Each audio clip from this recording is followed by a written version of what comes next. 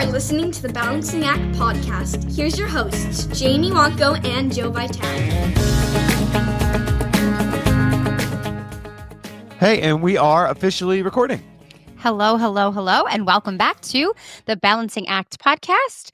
I am Jamie Wonko here with my illustrious co-host, Joseph Vitale. Hello, Mr. Vitale. Illustrious. I love it. Pardon me. Hello, friend. How are we doing? Are you all right? Did you just have pudding an hour ago? All right. I don't get the reference. What is the reference? It's some movie or television. No, it's like one of my very good friends. It's like anytime you have like a little choke session, you have to say, "Oh, excuse me, I just had pudding an hour ago," because it just doesn't make any sense. You would be recovered from the pudding. I know. Got to recover. Hey, we just found our episode title, "Recovering from the Pudding." Recovering from the pudding. It's good to see you again. It's the Balancing Act on Human Content. We are excited to continue our journey and glad that you're joining us. So what's been going on in Wonka world? What's interesting to me is we have last name culture in my building, right? Everybody's like, "Hey, Vitale, hey, Wonko," and you, come on, do not like last name culture. I want to know why. I want to know why. I don't understand. Does it grind your gears? Does it grind your gears? My gears. What grinds my I don't know. It doesn't seem so. I think that we do like such personal work. So I think that like when you cultivate a relationship with someone, part of the training that actually I've been attending this year has so much to do with DEI, which of course has been in the news quite a bit lately with whether or not it exists anymore. I actually just a smidge, just once, right? It's been in the news just a little bit. Yeah, I actually just signed a timesheet for a payment for a committee. I'm sure you did as well for the Diversity, Equity, and Inclusion, the DEI committee. But so we've been getting this really fantastic training, and it's from a professor who's actually from California. Through the NJCEE and New Jersey something. I'll have to look up what all those somethings mean. But essentially, so many acronyms. So many. Yes, and actually, she'd be a really cool guest to get on the pod. We should try to get her. And so she actually has her own podcast, and the title of that podcast is called "Teaching While White," and it is essentially like the reasons behind why something like 80% of the teaching profession are white people. And so really what she has introduced us to is so many different reasons for that. The background for this. So this is a series of training that we've been going through to then turn it over and work with the kids on different projects regarding race and things of that nature. But the whole sort of premise is your identity and how you really identify yourself. And we have so many various identifiers. One of them, is our name.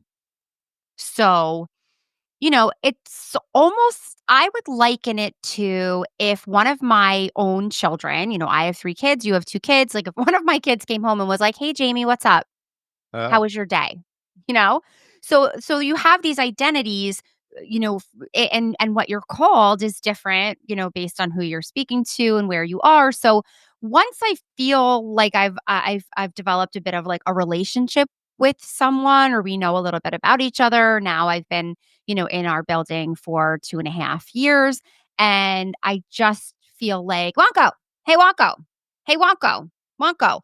There's just something about it that's very like coaching culture to me that is just not really for me. So I would actually prefer like if it was just, the kids never say Mrs. Wonko, it's always Miss Wonko, like one word, Miss Wonko, which is 100% fine with me. So I think I'd feel more comfortable if my coworkers called me Miss Wonko more so than just Wonko. And I was recently outed about this. Did you know? Do you know I was outed about this? Is that why you brought it up? Yes and no, but I was looking at our last names on our little feed here, and then I forgot that you were. I kind of forgot that you were outed about this, and then when she mentioned it, I was like, "Oh yeah, you were outed about this." I was like, "Oh god." Yeah. So there was another teacher who started at the same time. that I started, and she is lovely. And we have had like lots of really nice conversations over the last couple of years, and especially bonded a bit being new. And I had told her, she was like one of the only people that I had said, like, I really prefer my first name. So, so she's been calling me by my first name. Um, and someone caught her recently and they said, "What did you say?" And it was just like, and she was like, "What? No, no, oh, what?" And they were like, "What did you call her?" It was as if like they had never heard my first name before, which in 2.5 years probably was I mean, it was probably right. Like they had it. And she's like, "Oh, uh, she prefers Jamie." Like she was like almost like embarrassed. I'm like, "Oh, you weren't supposed to tell anybody."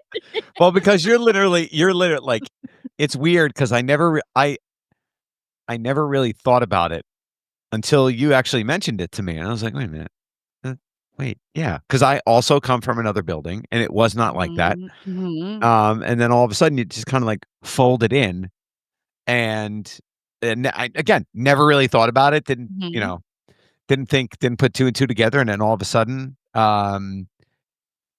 you know, It's impersonal to me, but maybe I'm sure that there's tons of people that it does not like well, no one would even think of it.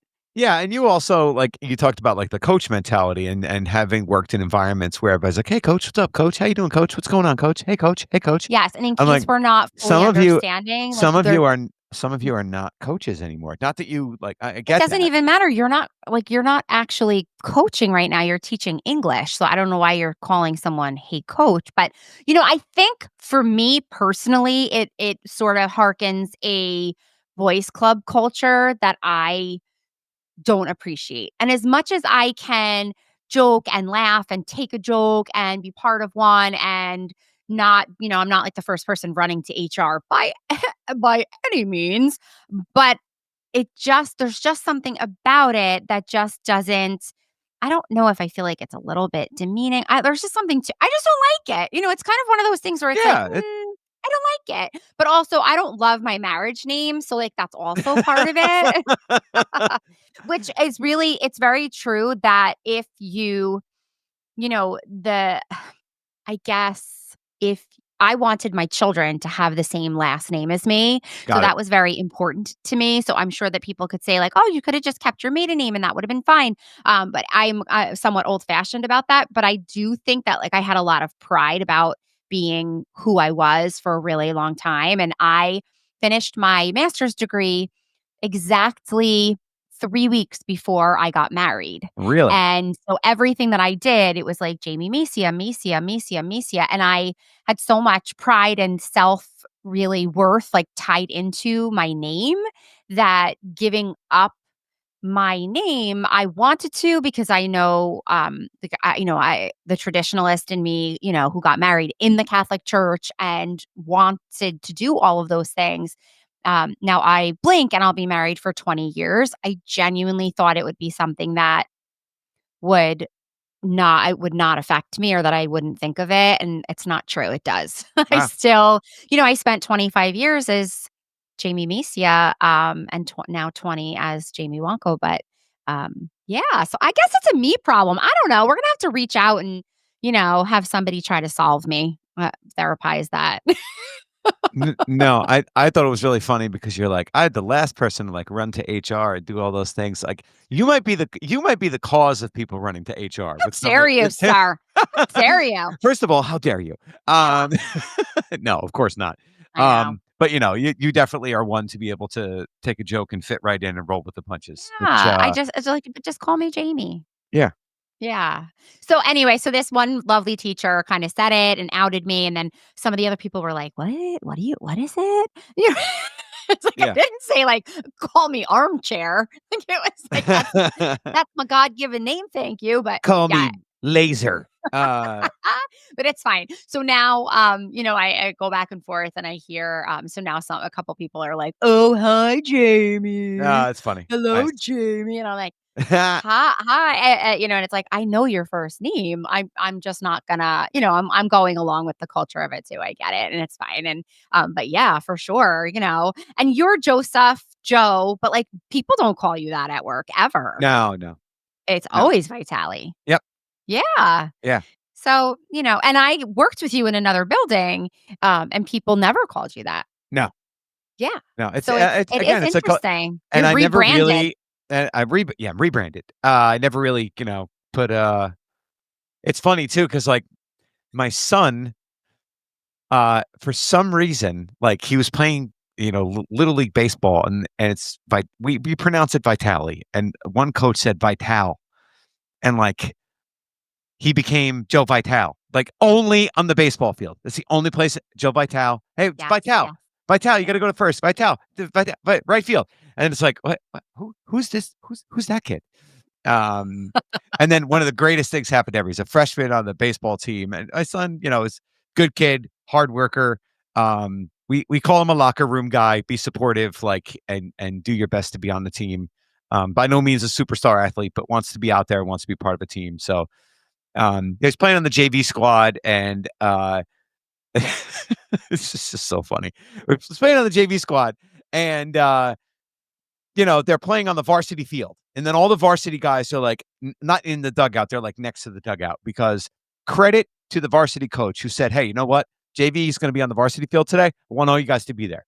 Come to the game, cheer them on. And they were like chirping and like, all the Nice. baseball stuff that they do and Yeah. everything else. So my son like hits a double and he gets on base and somebody calls him the Vitalian Stallion. And I lost it. I was like, I don't know how he didn't lean into that and for that to become his entire persona. We even made him shirts with like the Rocky logo that said Italian Stallion. Mhm. And he like tried it on and never wore it again because he's a very like not a very showy kid. But I was like, you have to lean into that. But like he's just always Vital, Vital, Vital, Vital. So My girlfriend Colleen always says, I guess they used to play like some kind of a game or like something in their family, and I guess everybody would kind of like do like a little part of a song or something like that. And she is like someone that never wants like don't look at me. Don't. So I guess like somewhere along the line it became like a don't pronounce me. mm. So obviously it's like we know it's don't bring somebody up, but so it's something that we say like I'm sorry to pronounce you. And Joey to me is like a do not pronounce Oh me. yeah, 100%. Yeah, no, no. So he 100%. yeah, yeah, yeah. No, no, no, no, no. Only Yeah. it's on his terms. And no, there's nothing wrong with that. That's just his thing. I mean, a Uh, private pronouncement, just not, maybe not a yeah. public. Unless Yeah. if it were you, he'd be like, "Yeah, sure, go ahead." My goodness, I'd like a Vitalian Stallion shirt. I mean, number 1 fan club of the Italian Stallion. I know. My parents had a really, I don't know if this is terrible. This is like such an Italian, like large family kind of a thing. But I don't know. I can't remember if I'm related to this person or it was just somebody we knew. Right. Yeah, But his name I was get it. His name was Phil Vital, and he sold furniture. Nice. And my parents like still will reference like, oh, that was Philly Vital. And it just is, so it is like, and I know people have said like my maiden name is, uh, oh, isn't it Machia? I'm like, because There's it's a some of double that. Yeah. C, and I'm like, I don't know. That's what I was told. And Uh, Wonko too. It's like, isn't it Wanko? And it's like, listen, like I didn't invent the name, so I was told how to pronounce it, and it's like you just keep going. But yeah, so in our building, I don't know. I guess there are people that probably I mean, a lot of people don't even know what people's first names are. That's good. I'm Uh, telling you, they don't. that's I funny. guarantee you that it was like the first time that people have even heard other people's first names. Yeah, Anyway, but yes, I guess I pay attention. I can't you do help pay it. attention. No, you do. You're I very aware. do. You're very aware. I'm Nothing wrong too with that. aware sometimes. I'm like, I wish I could be less aware, but yeah, Laissez-faire, less aware. laissez-faire and less aware. Yeah, But that's not me. Okay. yeah, Um, so yeah, we started out the school year. We've talked about this briefly. Having no technology in the month of January. That's how our school year. That's how our calendar year. 2025. Yeah. 2025. That's how our calendar year started. Mhm. the students were told to keep their devices at home, to not bring them in. And then that was supposed to be for the month of January. That was walked back to the first 2 weeks of January, and 2 then weeks and 2 days. 2 weeks and 2 days. And then, teachers could basically at that point make the decision of whether or not they wanted to bring technology back into the classroom, or uh, if they wanted to continue to do a device-free, tech-free Yeah. thing all the way through to the end. So I thought we since we have referenced that, it would be good for us to talk about like what our experience was and how we kind of felt about that. And so I guess I'll kind of jump off to you. I mean, I think both of us have done work in the last couple years, not to compare ourselves to people that we work with, but I think that you and I have done work in the last couple of years to really balance what we do more, where it's not just like technology, technology, technology, technology, game, game, game, game, game, game. Like I think we've done a very good job, like I never did varying, that. varying our activities. I No, never but did that. No, I never did. never did that. Yeah. I never I so as one-to-one being meaning there was one computer for every child in my classroom Yes. 10 years ago. 10, okay? So this Mhm. is not new to me. And I never used it 100% of the time. Yeah. I would Which I don't. never Which think that anybody should be using it 100% of the time. And shout out to a former coworker of ours, she's in a different building now. She's like, it's a tool, not the tool. And I remember her saying that often, and that always resonated with me. And at the time, I was teaching an elective, and it was a like a filmmaking, if you will, elective where we were doing like So it was your tool. yeah, it was like multimedia publications. I was Yeah. teaching them how to do filmmaking, and we had like a larger impetus across the building. I was doing like technology coaching where we were focusing on that program and how to use it to do like different types of student projects and make them more interactive. But when I was no longer teaching that elective because of the state's change and how people get certified, you need a business degree to teach a multimedia elective. I don't have that, and I'm not going back to school for it. It was not in my uh, it was not on my bingo card to do that. So I was like, okay, I'm going back to civics and I'm going to teach that again. And when I literally thought the entire summer of like what I was going to do and how I was going to start my school year. And since I've been back in the classroom teaching civics, I have for literally the first month of the school year, not done anything technology related. I've shown some videos on a smartboard. I've, done things like that where like I've taken notes on the board and I've like had slide decks come up, but I have not had them like wholeheartedly sitting on a Chromebook, doing an ed puzzle, doing this thing, doing that thing. I focused on social emotional stuff as well as time management because huge lacking area for kids in middle school. Team building activities where they were all working with different groups and different students of across all different ability levels to get them used and comfortable, having them have conversations with one another about certain topics, problem solve through scenarios. Like I was having them do all that stuff in preparation for all of the activities that we were going to do in class. And then I kind of hit the ground running pretty much like the last week of September. Like, okay, now we're going to get a Google Classroom. Now, I got asked on the daily, can I join the Google, when's the Google Classroom code? No, we don't, you don't need it. You don't Yeah. need a Google Classroom code. Anything we do, we're going to do in class. We're going to do it on paper. We're going to use our notebooks. We're going to completely stay away from a technology tool because it was in the forefront every day, where they were sticking their nose in other classes, which I witnessed, and I didn't like it. So I kind of changed what I was doing to go in the opposite direction. So So anyway, then did you feel like the January transition for you was just it was gonna be like a non-issue? it was a non-issue for me. It really wasn't. It like so I did the 2 weeks and 2 days. Okay. I looked at what I had been teaching and what I had been going over, and we just had a inauguration of a new president, and there were activities that I wanted to do. There's a Nearpod that I really like, that goes over like the roles of the president.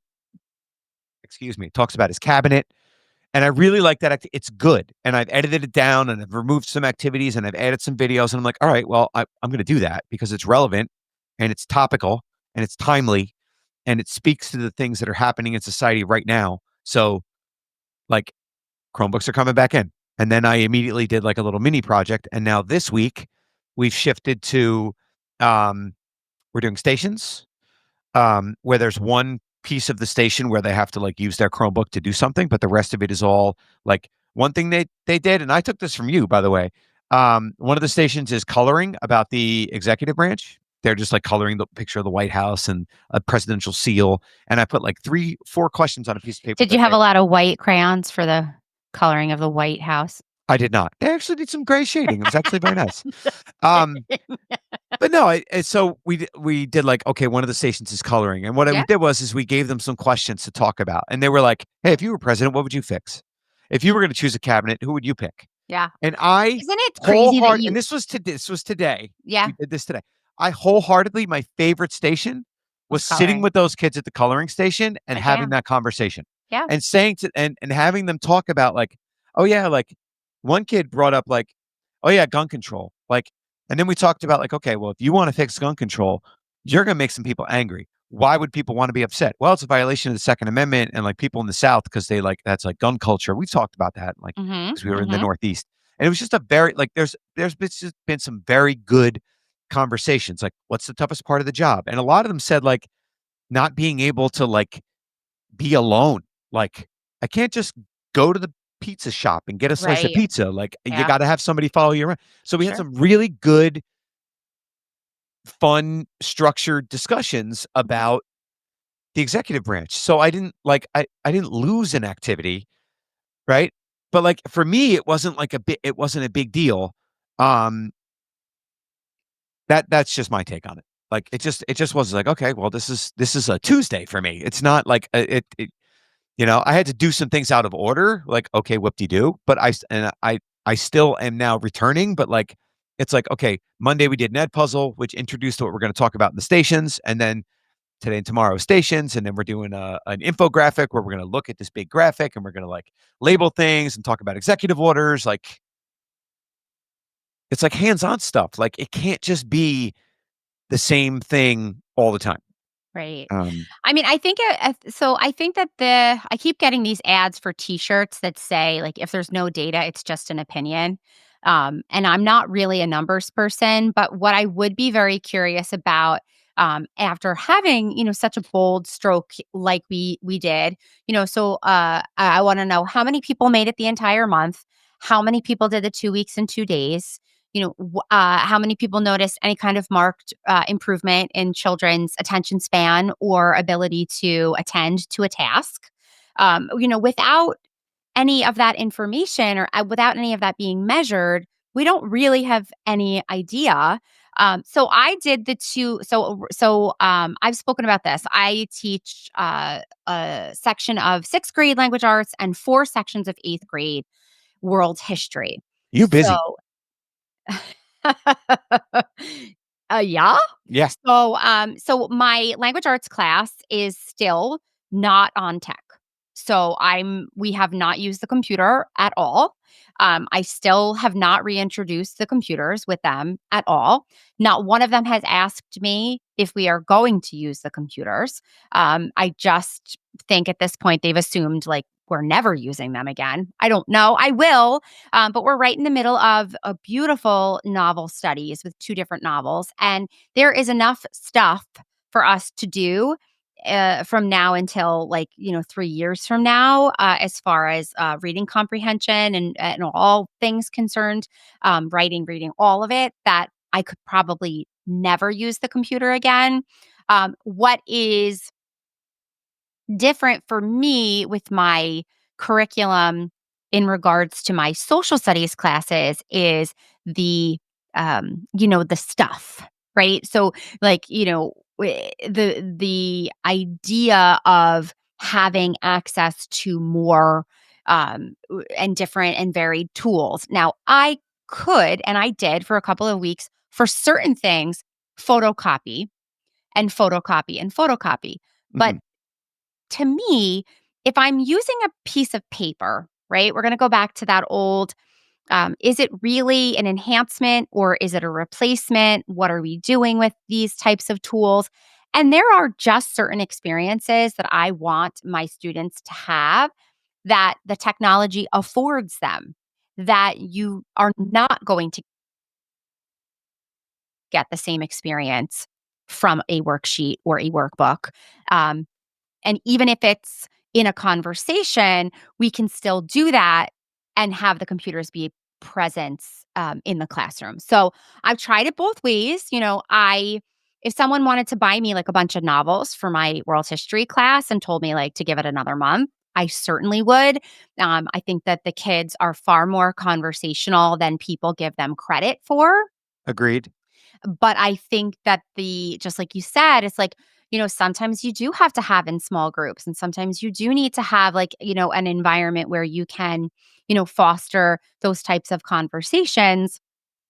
And obviously it's going to be different based on the time of day and the boy to girl ratio or just the maturity level. But it's not impossible, right? But the certain things, like we've been trying to do a lot of note taking and understanding what that means and what it looks like and outlining. And I also feel the responsibility of getting them ready for high school. And in many cases, for many of the students, they're going to AP Advanced Placement World History too. So I just, I really had to evaluate if it was better with the computer, if it was more impactful with the computer. But I'm not doing anything different Mhm. necessarily from what I've been doing as far as, for 15 minutes we are, and for 20 minutes we're not. And then maybe an entire class we're not. So it really, are we turning and talking? Are we standing up and doing round robin writing? So whatever it might be. I mean, teachers are really good. And so, this idea of, you know, being able to sort of pivot and just totally change the way that you're doing something, is very possible. I don't think there's a better group of people than teachers to do that with. I just, you spoke about data But I'm before. missing, right, but I'm missing, like, Yeah.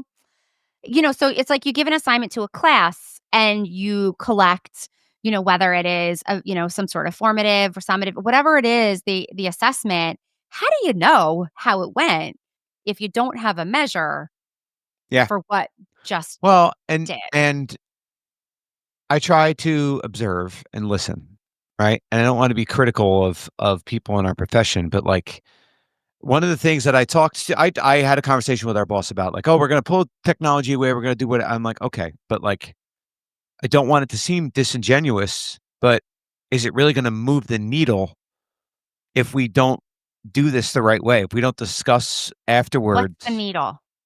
That's what I mean. Like what that was the other thing I was trying to say. Like what What are we trying to measure? What are we where trying is to the target? improve? Like what are we trying Right, to improve? right. Because and if it's, oh, looking on GoGuardian and these kids are on their Chromebooks day and night when they go home and blah, they're not on their Chromebooks, and I've mentioned this before. They're not on their Chromebooks because we're given excessive amounts of homework and they have, subject upon subject upon subject. They're here's a bold statement. That's a parenting issue. That's not I can control that in my classroom issue. If they're on their devices until all hours of the evening, Mhm. that's a parenting issue. So I mean, having is it easy for the child to lie to their parents to say, "I'm doing homework"? yes. Sure, it is, especially if it is a school device. It's very easy to say, Yeah. "Oh, well, they must be doing homework because they're on their school device," or it is just an unmonitored situation. It's an unmonitored situation. I'm not saying like I that is my guess. Now the second thing is like we go one to one. I'm sure we remember college, right? Back in the day in the 90s. Um or for you in the 2000s cuz you don't look a day over 34 as your students told you Thank today. you so much. You're welcome. Thank you so much. Beautiful scarf by the way. Thank you. So the we remember the Sammer model, right? The Sammer model, substitution, augmentation, modification, redefinition, right? We are goodness, how many years one to one are we as a district? I know you've been doing it a little bit longer because the sixth grade curriculum was on Chromebooks or computer, whatever. Let's be conservative and say what 12, 13 years for No, one to one. No way. We're not? Absolutely not. Longer or shorter? Shorter, way shorter. About 5 Okay. years. Okay. So either way. Well, Yeah, we had carts, right? So weren't true one to one, weren't true one to okay. right. So Yes, but we didn't have the carts 12 years ago. I had my own cart, and the only people who had it in our school district were yeah. 6th grade social studies teachers, and the I know cart when remained I in the classroom. yeah, That was 10 years ago, when I not was 12. at my previous school, we did have carts that you could sign out and you could use Chromebooks. But that's not one-to-one. No, that's not what I but Yeah, I'm yes, not you're right. saying there were computers in my classroom when I did student teaching in Correct. 2000. I'm just saying it was not one-to-one. One-to-one meaning they're taking the devices Taking the home devices home. and going back and forth. We had very small So pockets, right? I'm wrong. We had Yeah. 2nd grade classes that were on iPads. We had, 8th graders that were on we had iPads. 8th graders that were on iPads. We had, Which is no, right, and that's why I get confused because the right, 8th graders on iPads yeah, predated the rest of the grades all getting Chromebooks. The 8th grade had iPads and all the other grades yeah, had Chromebooks. mhm, yes.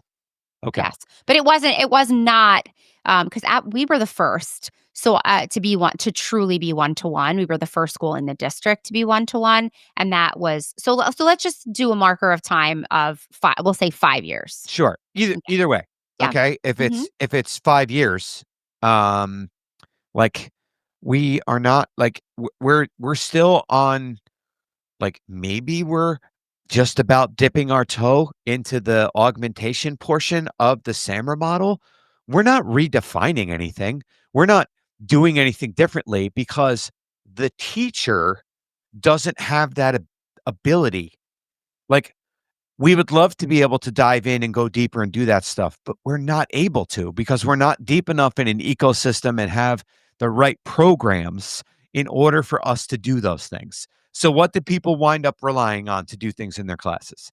They wind up relying on or using things that automatically get graded. They Well, I use love that. I do love that, but you don't love only that. And there are many people Of course not. that is there are many people that is what they do. Right. We're gonna do a book it, then we're gonna do a GIMP kit, then we're gonna do an ed puzzle.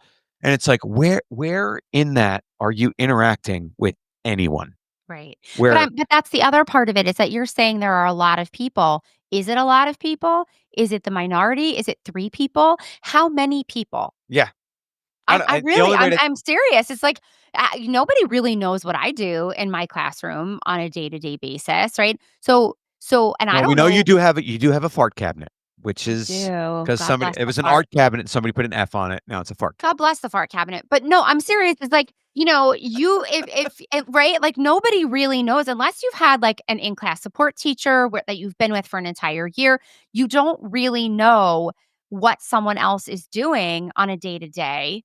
Correct. And, if you asked the students, they would say like, "Oh, nothing." So you can't ask them, right? I love this class. It was so fast. We didn't do anything today. I'm like, And that's can you and please stop saying that, guys? Like, please. yeah. I know it's a nice compliment when they say how fast the class went, for them, but please don't say like we didn't do anything because that's not true. But so who's defining Yeah. these types of? I hate, I just don't like the overreaching. Nobody's doing this or everybody's doing that because I don't believe that that is a true reflection of what is really happening for the overwhelming majority of. And if you're also trying to change behavior of teachers and students, like these need to be larger conversations than just let's like and we've both made suggestions to our boss about, hey, let's write something in our PDP for next year about reliance on technology less in our daily practice, Right. whatever specifically that's going to be. Right. Yeah, it's I wanted it in connection to writing because I think, I agree. pencil to paper is ultimately the best, way to really to learn. And we know that, and that's been studied and there is data about that. But, To talk. there is, so I think it was a very, very bold move. I think it is for anyone that has a boss no matter, what type of work you do. If you have a boss that is wishy-washy, doesn't really make any kind of decisions, is always sort of, changing their mind or can't ever give a hard yes or a hard no, that is a worse, more difficult situation to be in 100%. than getting behind someone who says, "You know what? This is what we're gonna do. And everybody has to do it, and there's no turning back, and we're all just gonna go forward." I would rather do that. But 100%. at the same time, if people like you and I sit down and have an honest and open conversation If with the drinking game this week, everybody, take a shot every time Joe says conversation. Woo! I'm wasted. did I Sorry, Joe. did I You say love the word conversation? so many times. You love it. Ew. Well, sorry. Um, Wait a minute. Did you not know how fond you are of the word conversation? yes, I have a laissez-faire attitude towards it. No, it's important to be able to have an open dialogue Dialogue. I knew you with, were gonna say dialogue. yeah, with and sit down and be like, "Look, I'm a stakeholder. I'm someone who has, Up. Take a shot. Joe said stakeholder. no, that's not part of my Yes, it it's not part of my is. thing. But we are though. We haven't been teaching for 10 minutes. We've been teaching for long enough where if we sit down with a boss and voice our concerns, it comes from a place of genuine concern. It's like being part of a president's cabinet. You don't want to surround yourself with yes. Professional Yeah, you discretion. don't want to surround yourself with yes men. Yeah, it's a great idea. Let's do it, boss. Yeah, see, let's do it. Mhm. Like That's right. you don't want to surround yourself with people like that. You want people No. that'll be like, "Hey, this is a good idea. However, Mhm. what I'm Mhm. hearing is," Yes. or one thing that I'd like to make mention of is, um, which allows us to be able to have a broader sense of ownership Yeah. in that process as we make changes. Right. I So mean, I was part of a professional learning community, PLC, where my PLC people at, PLC for a you can long also drink time. every time Jamie uses an acronym tonight because That's we are right. acronymed all over the place. And, BTW. you can't steal my game. I made the game about you. You have to come up with your own game next time. Okay, we're gonna Joe call. Joe be All right, jealous of my game making. all right, there, Oh. Scarfy Magoo, get right over it. Okay. And this is a very relevant Valentine's Day It is a scarf. very. It is. I love it. It was given to me by my one true love, who I've already mentioned about 9 times in the pod, and just peek a little. Look at this. I love that. Yeah, I saw Ooh. that today. It's got like Did the you little see that? XO. I That's red. know. Very cute. It's my pudding don't pronounce me uh-oh, I pronounced her, gift from my lover, Colleen. So anyway,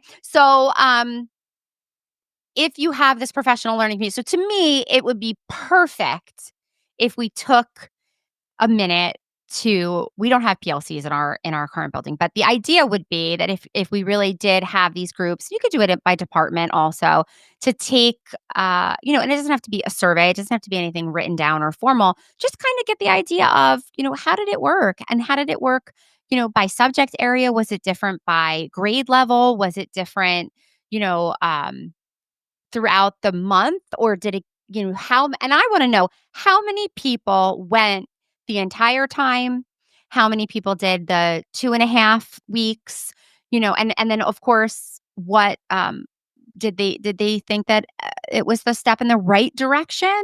And I do know opinion, not data, but I do know a lot of the students had expressed their joy and appreciation and love and yes, and it was a yes for them.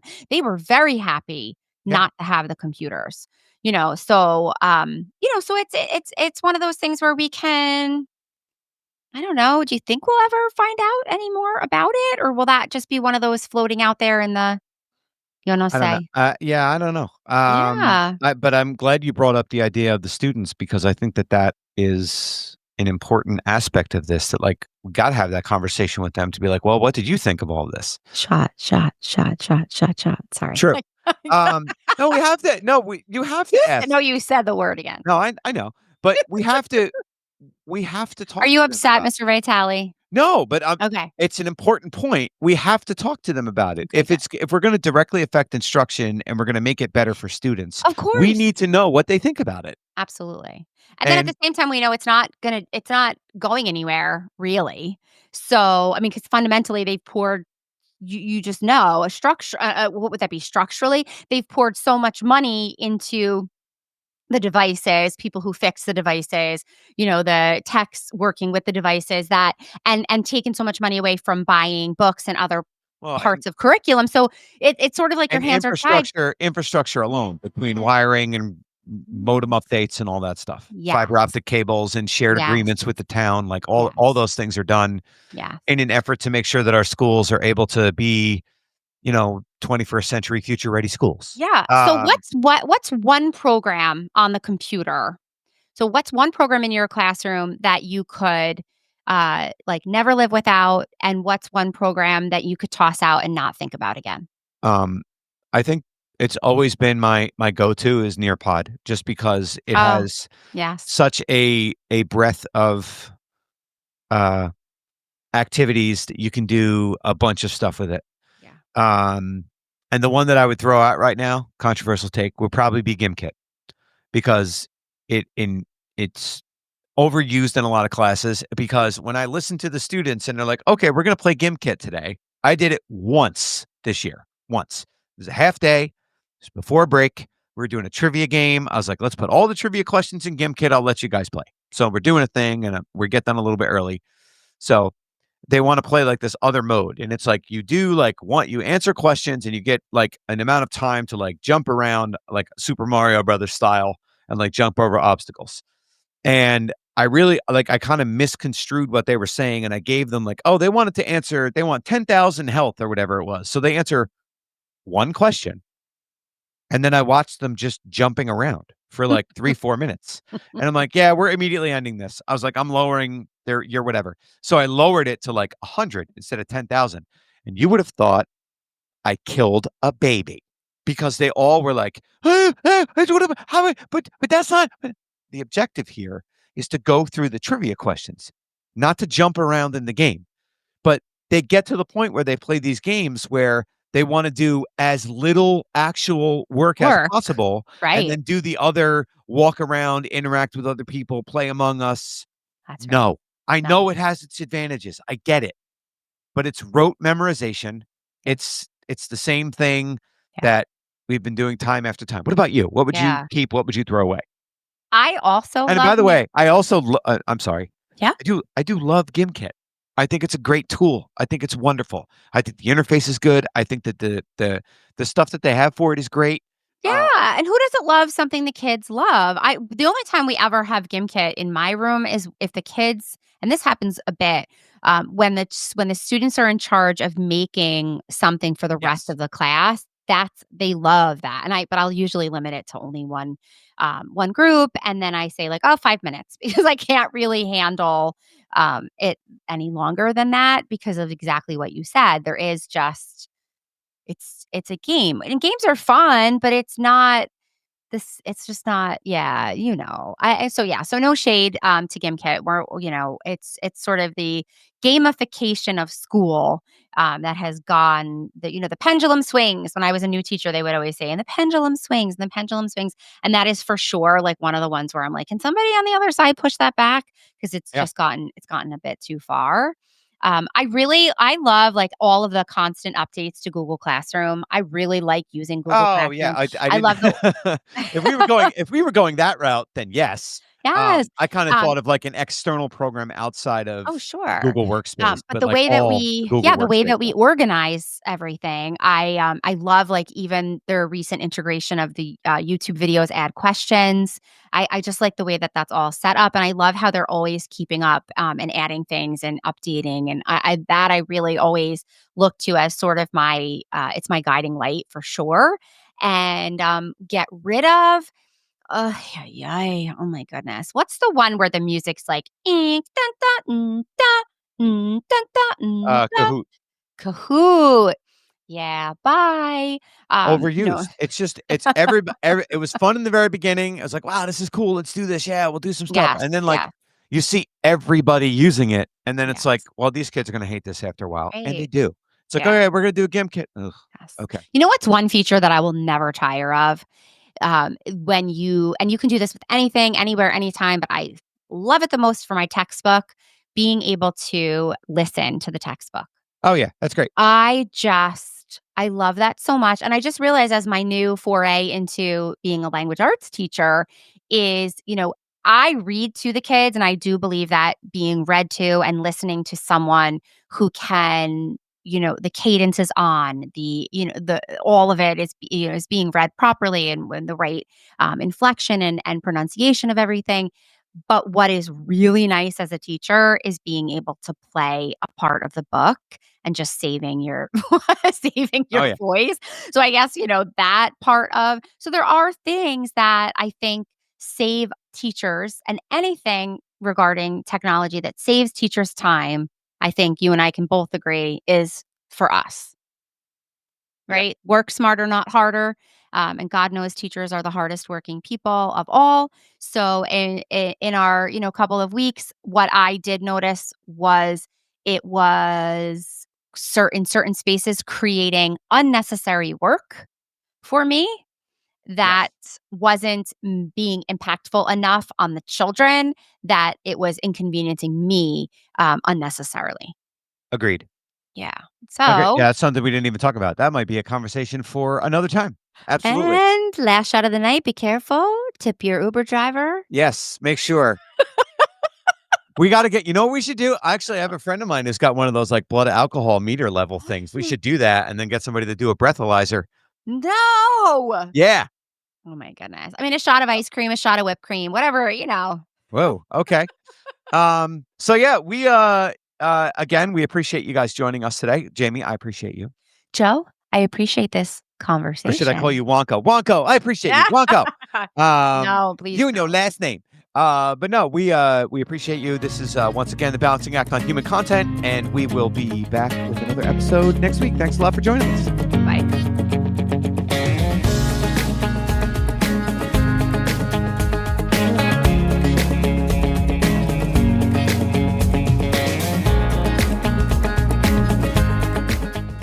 Look for the Balancing Act podcast every week on your favorite podcast platform. New episodes drop every Tuesday. Thank you for being a part of our audience. We appreciate you.